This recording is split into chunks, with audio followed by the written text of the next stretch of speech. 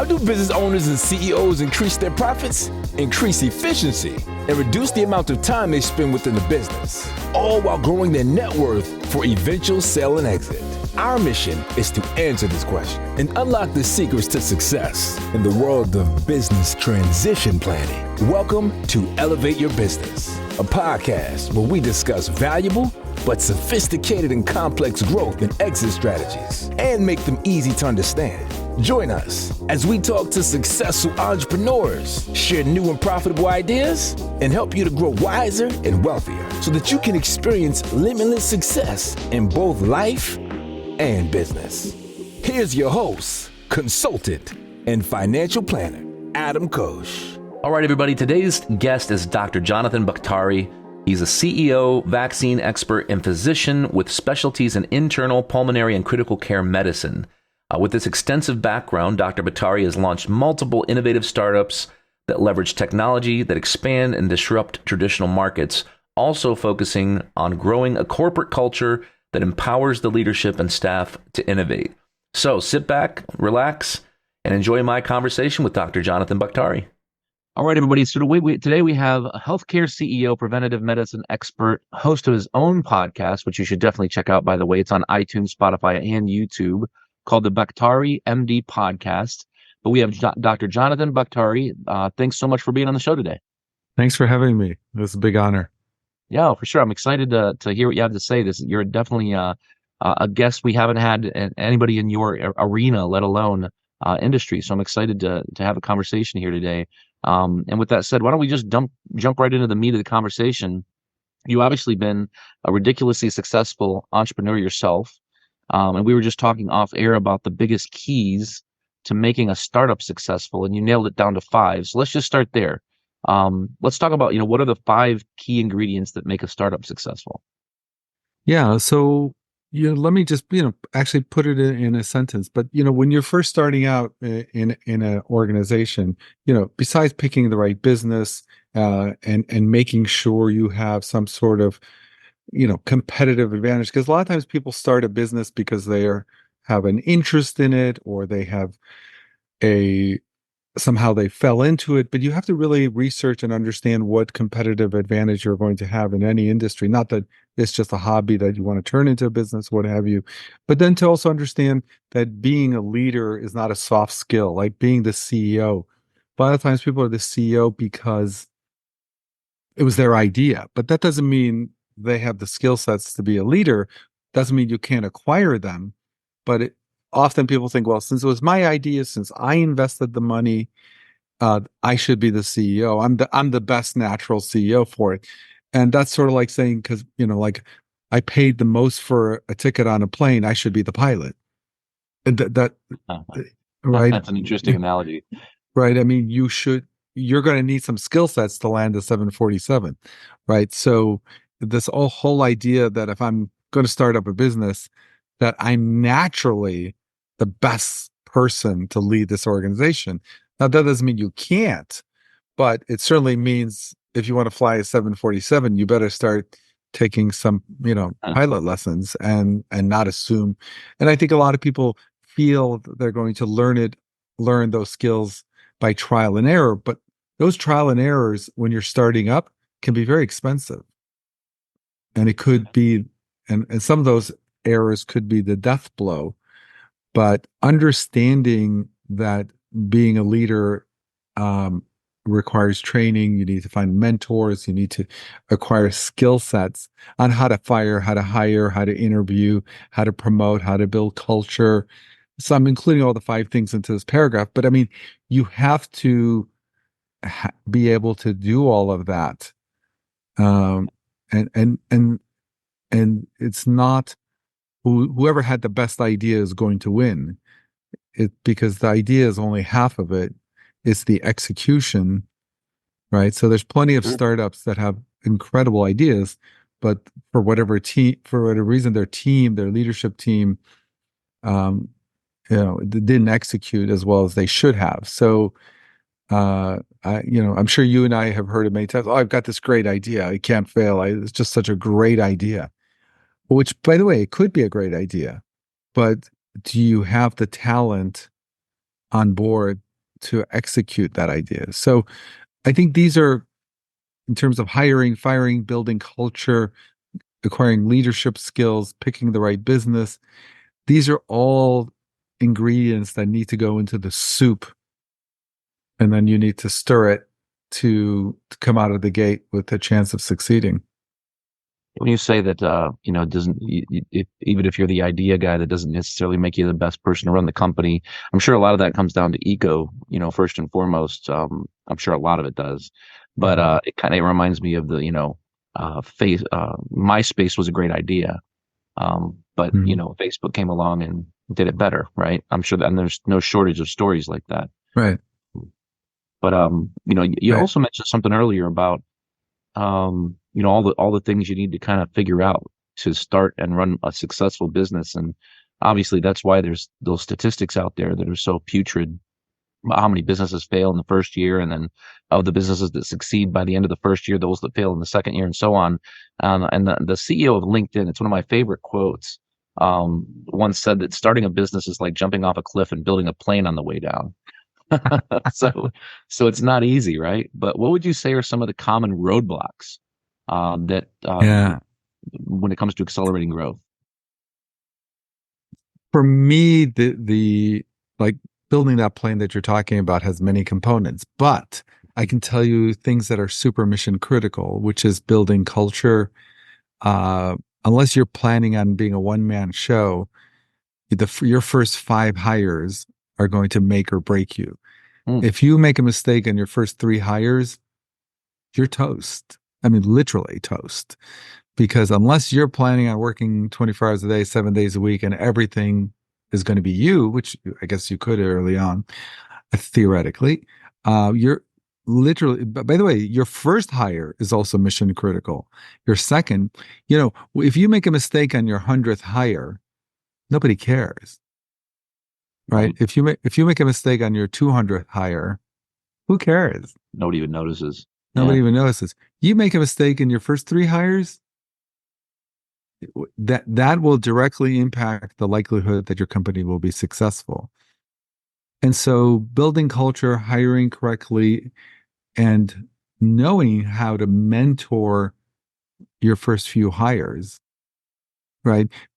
Because even mentoring your senior leadership is a skill set. You cannot serve up the same information to everybody the same way. You have to calibrate. Okay, Bill is this way, Susie's that way. Bill is more into process, and he's more detailed. Susie's more big picture. You have to become a person that can calibrate how you interact and motivate, develop culture. Sometimes in many different ways, depending on the person, depending on the situation, how to give constructive feedback. If you give constructive feedback the same way to everybody, it's probably not going to work in certain situations. So it's this sort of calibrating how you deal with how you deal with vendors, how you deal with potential partners that you're going to partner up with. Do you go with a lot of vinegar? Do you go with a lot of honey? Do you go with a mixture? The other thing is, I think people, going back to that soft skill, people think that I'm a likable guy, right? People like me, right? I get along with everybody. And they just necessarily think, well, if I'm so likable, that's going to make me a great leader. And by the way, that you have to be likable. If you don't have that trait, you cannot be a great leader, because at the end of the day, people want to like someone if they're going to interact with them. But that alone is not going to be enough. Being liked. So if you're liked in your private life, and you say, well, since I'm so well liked at the golf club, or at the boys, when we go out drinking, that somehow I'm going to be a great leader in a business environment. And to understand that you need to acquire those skills, the skill that we're talking about, how to build culture, how to motivate, how to enroll people into your vision. Okay, people are just, well, this, we're going to blow up this industry, or you have to know how to enroll people into that vision, so they get it and they want to be on board and take the organization to the next level. So those are skill sets that you're simply going to have to acquire. Now, some people get better, right? They as they say it wrong and Yeah. I guess they figure it out, but how much better would it be not to, crash the plane 100 times before you learn how to land it? Sure. It's a little expensive, huh? Yeah, it And, was. and expensive in reality too, by the way, not just with the Yeah. metaphor. Well, we talked about growing a business. We've talked about leadership, building culture, motivating, getting the right people on the bus and the right seats on the bus. For I know business owners. I know several business owners, but I know owners who struggle. They hit plateaus. There's walls, there's ceilings they can't break through. They get frustrated. For those that are listening to this podcast or watching us on YouTube, how would you say that owners should go about acquiring the information and the knowledge that you're talking about? That's a great question because it's it's not like there's a single source that you can go to and just say blah. I mean, if you want me to get granular, I mean, there's two sort of hacks that I would Okay. give people that if you want me to get super, I mean, I can speak to it at I a like high level, hacks. but I okay. like But hacks. the first thing is if you're going into an industry that there is an organization, if there's a national meeting or whatever, to take those super seriously and attend every single one, even Okay. if you feel like you're not at that level yet, because uh, the conversations you're going to have with people in the industries. So let's say you're going into automotive parts or whatever. There's probably a national convention for that brings that group together, and to get there early, to socialize, to go to every event, to hobnob, to attend every lecture you can, and understand, because the stuff you're going to learn from people who've been doing it for 30, 40 years are stuff that will blow your mind. That it will, like you said, it will tell you how to build a plane as you're flying down the bridge or falling off the bridge, because they'll tell you how they built the plane wrong and how I'm focusing on your analogy, but so that's number one. So simply go out and go into your industry. Don't be a silo. So if you're getting into the printing business, you don't want to be a silo. You want to meet 1,000 other printers who've been doing it for 10 years, 20 years. You open up a pharmacy. There's an association of pharmacists. You need to go to their convention. You need to go to their meeting. Even if you have a hobby, by the way, let's say you're into stamp collecting, people know that the best information you get is when you meet people in the industry. They shortcut everything for you if done properly. And to add to that I have found the best information you get is at midnight at the bar, at the hotel. Uh, I mean, I'm using that as a metaphor, but No. it's not always in the classroom. Well, although you get great information, but literally, having a beer with a bunch of colleagues at midnight at the bar at the hotel that the convention's at, all of a sudden, everybody talks straight. They get to the essence of whatever. Oh yeah, forget that. Don't do that. Or they're wasted. Oh, they're great. You got it. These guys are the real. You kind of get the kind of stuff. Well, how would you get that information if you were just back in your mothership in a silo? Yeah. So that's really valuable information. And then the second thing, which I think is tied into that, is you know to find out who the Michael Jordan of that industry is. And there may be several, Hmm. right? I mean, I could go to any basketball player and tell them, how do I shoot a basketball? But if I could talk to Michael Jordan Hmm. or LeBron James, okay, then we're talking. Yeah. And often in these industries, there are Michael Jordans and LeBron James or a group of people like that. And to meet them, have inroads with them, often, they'll tell you, oh, I have a mentoring program, or, I have a consulting thing I do. They're much more approachable and you can probably make a lot of progress with some of them than you would think. Literally, the people who are speaking at the conference, who are, Yep. the main guys, you would be surprised how some of these people love to be approached by a new person that they can mentor. And sometimes for money, sometimes not even for money. Sometimes they're like, they'll just, so we've used strategies, where we'll meet somebody and say, hey, can we take you out to dinner tonight? My staff and my team would like to take you out. And even if they don't turn out to be your mentor, they will tell you during dinner or whatever, yeah, Scott at this other company, oh, he knows metaphorically where all the bodies are buried. He's the guy Yeah. you want to talk to. And how do you get that kind of information if you're back at your silo? Right. On an You island. don't. Yeah. Hmm? On an island. Yeah. So it feels a lot of times when you're a business owner, it feels like you're on an island. right. And so this, and also meeting other owners, like um, I had a relative who was a franchise owner, so I went to one of their franchise meetings, and just this concept of meeting other franchise owners and their struggles, and you see a commonality of problems and what have you. And it was only talking to other franchise owners that the light bulb went off. Hey, how's this business really supposed to work?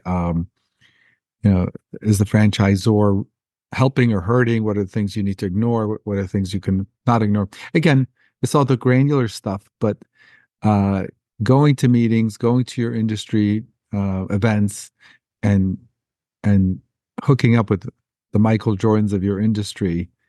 I mean, let's say you do that and another company that's starting out doesn't. I mean, let's think about logically. Who's got the leg up? I mean, just in theory, who's got the leg up? You or the guy that didn't come to the convention and sat home? So it kind of makes sense, right? When you think about it that way, how could you not go? I hear a lot of people push back, say, look, I'm not at that level yet. This is that we're not there yet. We're just in the weeds. We're just starting out. Once we get to $1 million in revenue, then I'll go to that convention. Yeah. So Both my sons are in wrestling, and I was just explaining to them the other day that if you only pick partners, then you're better than, and you always win. You can't ever get any better. Like you're not good. You're going to struggle to improve unless you're wrestling other kids that are just beating the crap out of you, and that's how you get better. And just a couple comments. I mean, it's I didn't know this podcast was going to go this direction, or our conversation was going to go this direction, but I counted at one point, I lost count at 67 conferences that I've been to in my 23 years and running a wealth management firm. And I can tell you with absolute certainty that no more than half of the value and knowledge that I've gotten out of those conferences have come from the classes and the breakouts. The other half easily has come from the conversations at lunch, in between sessions, during breaks, at dinner, out on the town, at night, literally, not figuratively, but literally in the bar at night when we're sharing secrets about what we've done that worked and what we did that didn't work. And sometimes the things that didn't work are the best lessons, because now you're not making somebody else's mistakes, and maybe you would have. And then the whole comment about, finding if you're the smartest guy in the room, then find a new room, right?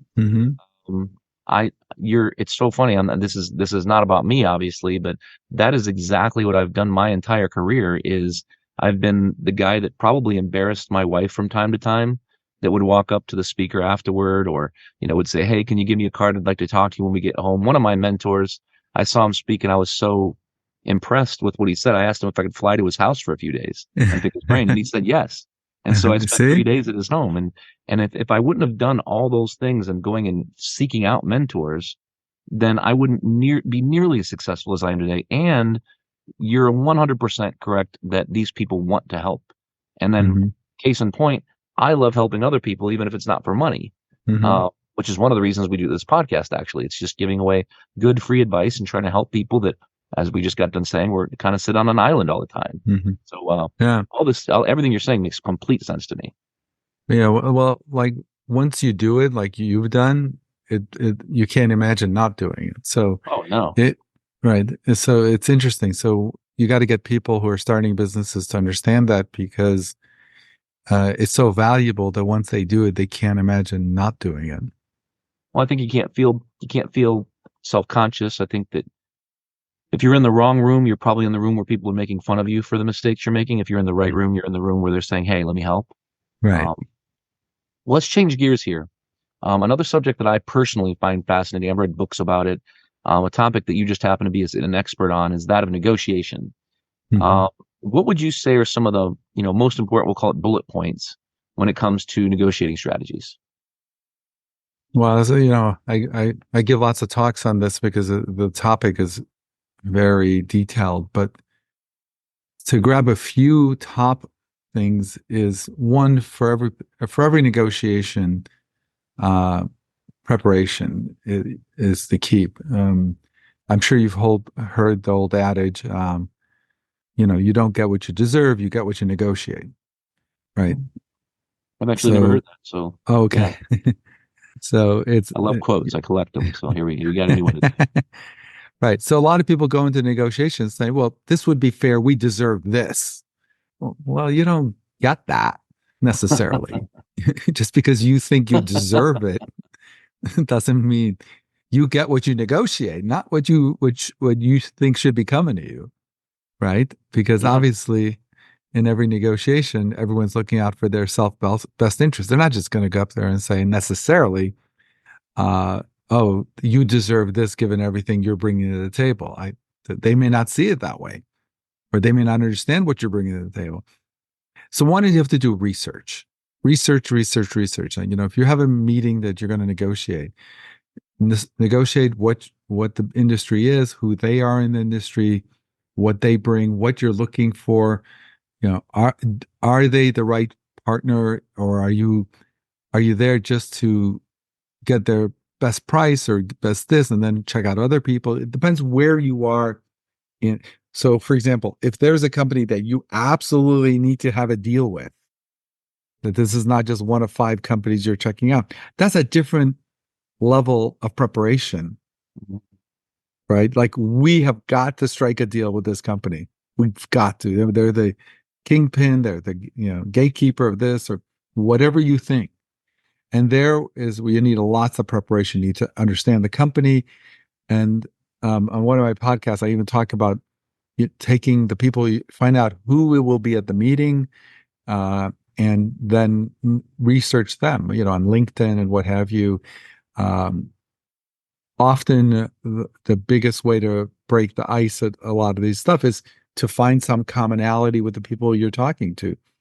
Oh, I saw in your LinkedIn profile, by the way, you used to work for TransUnion or whatever. By the way, I have an uncle that works at whatever connection there is, or hey, I didn't know you went to Stanford, blah, blah, blah. I went there for undergraduate, whatever those things are, just to be, at the end of the day, we're human beings and we want to talk to other human beings.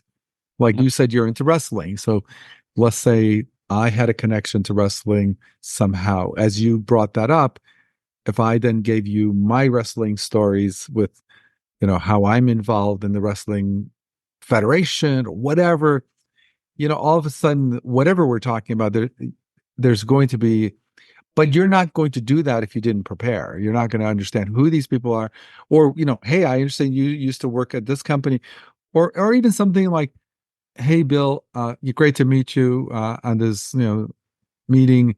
Hey, I saw in your LinkedIn profile you've been with this company for 20 years. You know what? That's amazing. I respect that a lot. The fact that you sounds like this is your thing, and your sense of commitment and loyalty to the company. I respect that a lot. It's um it's interesting how humans work. Um, I've had people I've met, and they say, "Hey, Dr. Baktari, blah blah blah." They say, "By the way, I saw your last podcast. I really like that point that you made about building culture." And if they're looking for something from me, imagine how a normal human being feels when the conversation starts off with, I saw your last podcast. And Sure. it's not just that, but I really liked that point you made on that podcast about blah, blah, blah, blah, blah. Instantly, I'm taking this person seriously, not just because of the flattery, but I kind of feel like they've been, they're here, they've invested some time and energy. We're, Yeah. we're just not another meeting that they're blowing through. Yep. Yeah. Instant And familiarity and what's connection. that? Instant familiarity and connection. Right. And also you take them seriously because they've obviously done some research. I mean, Right. in other words, if you feel like you're one of 10 meetings they have that day and they're just blowing through yours, you're not good, right? Yeah. Versus they've, where people have said, you know what? By the way, I researched your company. I see you guys are in 4 different states. How did you wind up getting into Georgia? I mean, a question like that is really throws somebody off kilter. Like, wow, you know what 4 states we're in? That's Yeah. like, why would you even know that? We're just setting up a Zoom call to talk about this contract, and or I saw on your website. I didn't know you guys also were in the insurance business. I thought you guys only did this. That was interesting. I didn't know you guys were even in that industry. Yeah. That kind of research opens doors, and people take you more seriously. And I don't mean it in a false way. I mean in a way that people understand that you've invested time and energy into them. Yeah. Genuine. Yeah. I totally get what you're saying. You're not suggesting people be fake or, Mm-mm. manipulate, but to be genuinely interested, which probably is going to show through at the end of the day. And speaking of people, the people that work for you in your business, anybody who's really read anything about scaling a business has heard the phrase, it's all about the people, right? Mm-hmm. What is your opinion when it comes to customer and employee relationships, when it comes to growing a company? It goes to something I speak a lot about because for me, over the years, it's become clear that most employees, staff, senior leadership, whatever you want to call it, the people that are in your organization, um, there's really 2 broad categories. People who have ownership of their jobs and people who are doing a good job, but basically are clocking in and out, meaning they're doing a great job. They're all in it. They're trying to earn their paycheck, but that's it. That there's not much more. Yeah. And what I have found is that customers who interact with employees that are owners often have a quite different experience than if they're talking with an employee who's clocking in and out. And not to say the experience is bad with a good person who's clocking in and out, but they get a sense of warmth and a sense of we're here to do whatever it takes to get this right and make you happy. It's an intangible that they get. By the way, you often know this. Sometimes you'll go to a restaurant and the cashier is the owner, right? Versus an Yeah. employee. How easy is it to spot that? It's so easy, right? I mean, Mhm. you can spot it even if they don't say anything. You can just it's their body language. It's Pride. when the Yeah. pride exactly, and the smile, the just for example, if the analogy I give, if you walk into a pizza shop and they close at 5 o'clock, and you walk in with 20 people at 4:59, okay, what's the employee going to say if the employee's there? What's right? Well, what's the owner going to say? Yep. Right? Or what the employee is going to say? Oh, I'm sorry, we're closing up. We feel bad, but come back tomorrow. What's the owner going to say if 20 people show up at 4:59? Yep. What's he going to say? Huge Huh? difference. Right. We said, hey, have a Come on in. seat. How can I help Come you? on. Yeah. Right. And it's not all about just staying late. I just use that as an analogy. But It works though. Yeah. yeah. But so if there was a way, you could get the majority of your people to be owners and genuine owners. Meaning by owners, I'm talking about, are they putting out the same product they would if you sold them the company for $1? Not work more than 40 hours a week. Yeah. I'm saying, would they put out a different product? Even your company right now, if you went to your staff and said, I'm selling you the company for $1, would the next day would they show up and put out a different product? Yeah. Well, That's a great way of looking at it. then if they would, then you need to go up to them and say, listen, if you would show up tomorrow and put out a different product, I need that product, even though you don't own the company. But here's what I'm going to do in exchange. You give me that product, and as our company grows, you're going to grow professionally, financially, as the company grows. Meaning you will be aligned with the success, and that so you're not just essentially an employee. I mean, you don't have to really go into profit share, but you have to then live up to it. In other words, you have to take care of them. If they're the reason your company grew 10% last year, Yeah. then you need to take care of them. So it's got to be quid pro quo. You can't just tell people be owners, and No. because they'll make me successful or the company. No, you have to say you're going to be an owner. We're going to treat you like an owner in the sense that if you're responsible for our company growing, you're going to grow. And but we need that product that you would give if I sold you the company for $1. And I don't mean, like I said, work more than 40 hours a week or whatever they're working. It's saying while you're there, Mm-hmm.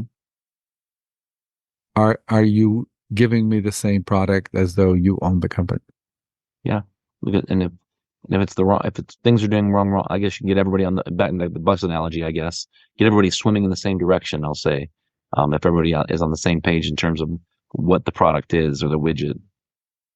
Now, once you Mm-hmm. start hiring people, and as you continue growing and hiring, you go from, having a small startup to a thriving business, let's just say, and that's obviously ideal, and one that morphs into its own culture. I know sometimes this probably, or maybe I shouldn't say sometimes, maybe most of the time, culture kind of happens by accident or it just happens because I think a lot of people aren't necessarily intentional about it because they're just so busy doing what they do, running the business. What advice would you share with owners when it comes to intentionally creating a thriving, productive culture for employees and how to do it? Cultures in a company are sort of like a jury of 12 people, right? If you had a jury of 12 people and they all go in the deliberating room and 10 think the guy's guilty, more than likely, what's going to happen to those two other people by the Yeah. time the deliberation's over? They're gonna do it. They will like that. They'll melt into, not always, but and let's do it in reverse. If 10 people think they're innocent and 2 people think they're guilty, more than likely, if they do come to consensus, what decision do you think will be made? Right. So if the vast majority of your company are owners, then the people who are not owners who are clocking it out are going to feel a lot of pressure to conform. Okay. Do you understand? So Yeah. if someone says to me, look at my organization, I would say, okay, let's really, especially the senior leadership, how many people are putting out the products of an owner, and how many people are putting out a great product, but they're dialing it in. There's doing enough to get the paycheck, but that's it. And if the people who are dialing it in outnumber the people who are owners, anybody you bring in that has that owner mentality is going to be pressured to conform. Think about it like this. Let's say you and I got a job at the post office tomorrow, right? And we show up. I mean, post office, great people, they do a great job, but they're not there to light the place on fire, right? They're not there to revolutionize the postal service. Most postal workers, they want to do a good job, whatever. So if you and I showed up there and say, hey guys, I know I've only been here for a week, but I have some great ideas how we can make this even better and innovate. And like, what's everyone else in the post office going to tell us? Like, hey, buddy, sit down. Calm down. Yeah. Okay, just come. Right. And that's an extreme example of a unionized government, entity that has really, they're not interested per se. I'm not saying they're not working hard. They're not interested individually to, massively change the system for I'm not saying they don't care. I don't No, want no, to say it no. the I wrong know what way. you're saying. They're not. They might want to make improvements. That might be the idea, but culturally speaking, they're not looking to disrupt and change the world, in as short a time as possible for the sake of becoming successful. It's different. Right. So that's an extreme example, but organizations, are in different parts of that spectrum, and you need to identify where you are in that spectrum. Are the majority of people in your organizations owners or renters, as we call them? And if they're renters, even if you hired more people that could be owners, they're going to feel a lot of pressure to conform. Makes sense, yeah. And now that we've got a business that's growing and a culture that's thriving, what would you add when it comes to continuing that growth through specifically reinvesting resources, back into the business? I know that's something that you've talked about before. Yeah, well, depends on the industry, but the thing I think people fall the shortest is investing in technology, because Okay. w- just in general, I mean, again, every industry is different, but the concept of technology goes to the whole adage, working smarter, not harder, right? So we have one company called US Drug Test Centers where we simply eliminated the billing department. Like we just got rid of it. We Hmm. got everybody's, credit card, and we hooked it up to authorize.net, and everything that's bought is automatically put in the point of sale software, which is pushed to QuickBooks. At the Wow. end of the month, all the credit cards are run automatically. If they're declined, they get multiple emails, blah, blah. So, so now every industry is different, but the fact that we could automate that and get rid of the billing department, when I say get rid of, we just move those people into something that actually made money and improved their productivity. So that's just an example of leveraging technology so you can work, smarter, not harder, and focus on things that actually impact your bottom line. Okay. And I think we've got time for one more topic here. And I love this one because naturally the name of our podcast is Elevate Your Business. So along the lines of Jim Collins, Good to Great, tell me about, the entrepreneurial skills that the owner needs in order to elevate, as you put it in your bio, Mm-hmm. to elevate their business to the next level, from wherever they sit today, whether that's a startup to lower middle market to middle market. Mm-hmm. What advice would you share? Yeah, the advice I would share is that no matter where they are in their journey, there's very few businesses that start off with this is our plan, this is our product, this is how we're going to go to market.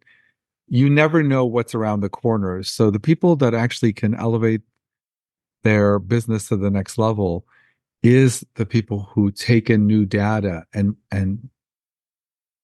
modify what they were thinking or their approach, because new data is always coming in. And so whatever you're trying may or may not be working, but just doubling down and working harder to force that to work may work. But sometimes the world is giving you feedback that you need to pivot or modify or change, to change up the product, to promote one more than the other, to get rid of a product, to add a product or service. And if you're hell bent on staying with your initial plan, I mean, how many people do we know that their original plan for their business is what it finally wound up to be? Right? Probably Yeah, none. none. Right. So when people write their business plan, and we think by in 5 years we'll be here, and how many, even if they're successful, it's never, because once you get started, the industry changes, new opportunities, you wind up getting a certain client that pushes you in a different direction, right? You think you're going to be doing retail business, but then you get some corporate accounts, and Yeah. so so it's the people who know that they don't know what's around the corner, but when it comes, they're ready to pivot. Yeah. That makes sense. Going back to airplane analogy, it's kind of like being instrument rated. You're flying at night. You got to look at your instruments, and if you don't, and you're losing altitude, that's probably not the best thing. You probably need to change course. Right. Right. All right. Well, that's our time today. If you'd like to get a hold of Dr. Baktari, you can message him on LinkedIn, or you can get a hold of him at www.BaktariMD.com. You'll find all other links and contact information on our show notes below here on YouTube, as well as on iTunes, Spotify, and other mediums.